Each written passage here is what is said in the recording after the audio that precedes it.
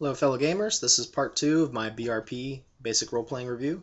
I talked a little bit about the stats, skills, and how I love the idea of BRP in my first video, and now I'll just continue on with some more stuff.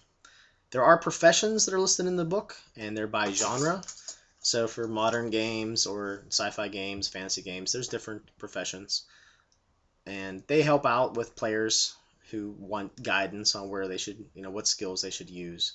I like the freeform profession optional rule, which just lets you put ranks in whatever skills you want. And I would love to run a game like that.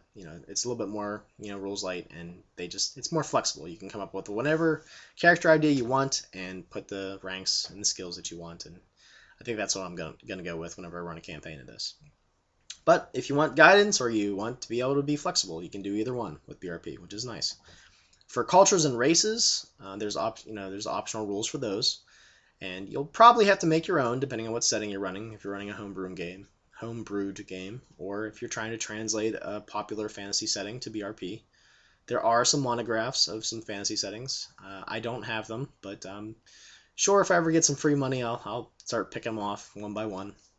And when you're making your own races and fantasy settings, feel free to use the mutations and the power, the superpower abilities to flesh out your races, and I think that would work pretty well. I use those in my Burning Heaven setting that I'll link to, which literally just has the setting with the skies on fire. That's pretty much the idea. But yeah, so those are neat. Or there's also classic fantasy that you can get, which I saw that I probably that'd be one of the things I'll pick up quickly, and it kind of goes through with the traditional races and dungeon crawling. So check that out. And let's see here. As far as the power systems go, there are a bunch of different power systems in the game. Now, there are magic, mutations, psychic abilities, sorcery, and superpowers. My favorite two would probably be magic and psychic abilities, but I know other people would like different things, especially mutations for like post-apocalyptic games, psychic abilities for maybe modern or sci-fi games. But I'm going to go through and describe a little bit about each one. Magic is skill-like, and it uses power points, and there is a chance of a failure or success. I'm a big fan of that. I kind of like the idea that spells can fizzle. There are mutations, and these are both pro and con for your character, so you can have some negative mutations, so that's interesting. And there are definitely some ones in there that they make me go, ooh, that'd be kind of fun to play as a character. So check those out, and I'm sure you can make some nasty monsters with them. There are psychic abilities, which are skill-like and use power points, much like the magic system. I think that's why I like it, and that would, like I said, fit more in with like a sci-fi or maybe a modern game. And it uses power points. There's sorcery. Now sorcery is more like D&D magic, where it pretty much always works unless you're targeting something and then they get a resistance, via the resistance table.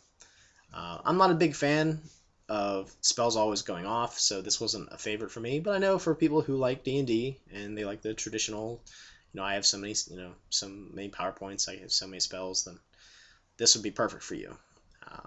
You have to have a high enough power to even use it. So that's a pretty interesting system. And I like how each of them has a fair number of spells or magic abilities or just power. I don't know what you call it, the general. Just basically, they're all fleshed out pretty well, and they let you do different things. And there are more monographs to flesh out the power system. So if you want more magic or more psychic abilities, feel free to go pick those up. And there's superpowers. I've never really ran a superpower game, but I like that I have the option to. If I want to ever make any sort of mashed up, like superheroes in the apocalypse, I can do that. And I just can't get over how flexible and how easy it would be to genre mash. Just mash up different genres into one big, just conglomeration of whatever I want to make. It has so much flexibility as far as settings go. It's mind-boggling. It's just great. I can't get over that enough. So check out the different power systems, and there are 83 pages of spells, psychic abilities, etc. And so while some of them might say that, well, that's way too many, it's nice that it's that fleshed out, Going back to how big the book is, it's just a wealth of information, and you can pick and choose whatever you want, which is nice. For me, what I'm going to do is I have downloaded, I have downloaded the Quickstart of BRP, which is very rules light at its base, and I'm going to add on layers of complexity from the book until I get to where I feel comfortable.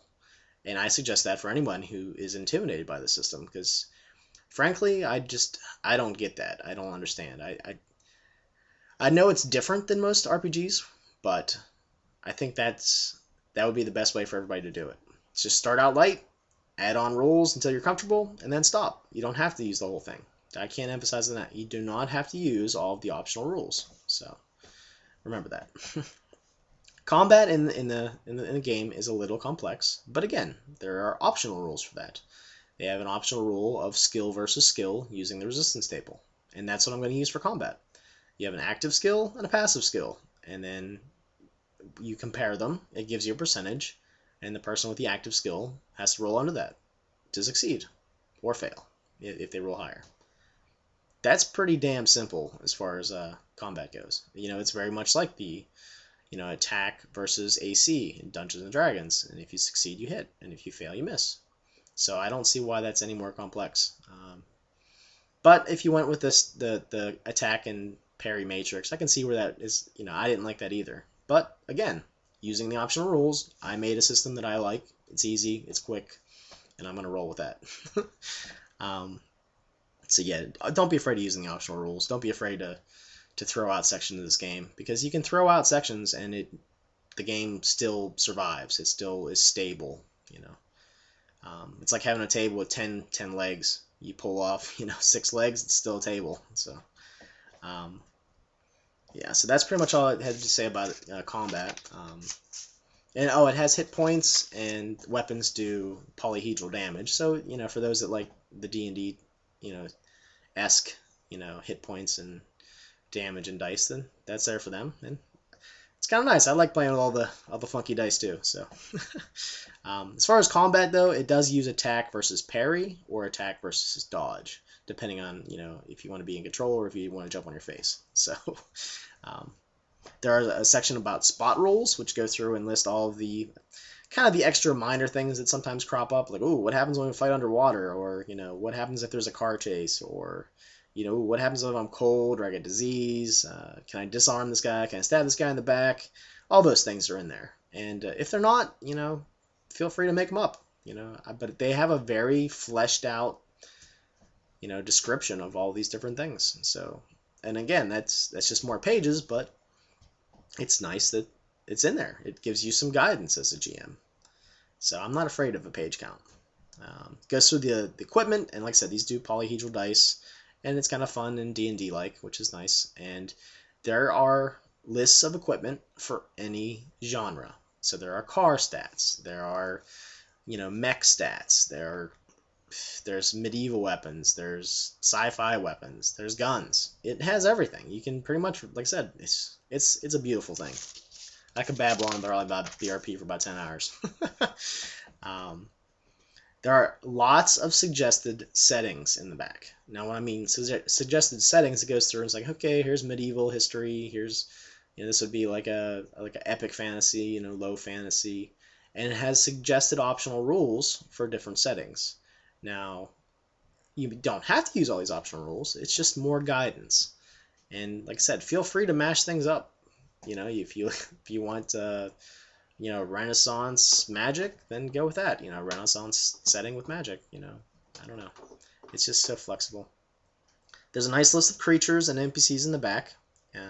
And at the very end, there's also a nice list of tables and charts that are in the game, and it's all in one section. So if you're the GM, you can just flip to that section, and you're pretty sure you're going to be able to find everything that you need. BRP just, it like speaks to me. It's like role-playing poetry. There's so many just different switches you can turn on or off, and if you start out light, you can just make it as complex as you want. If you really like all the fiddly bits, turn all the switches on and just roll with it. I'm not that guy, but it's nice that I can do that. So BRP, check it out. It's freaking great.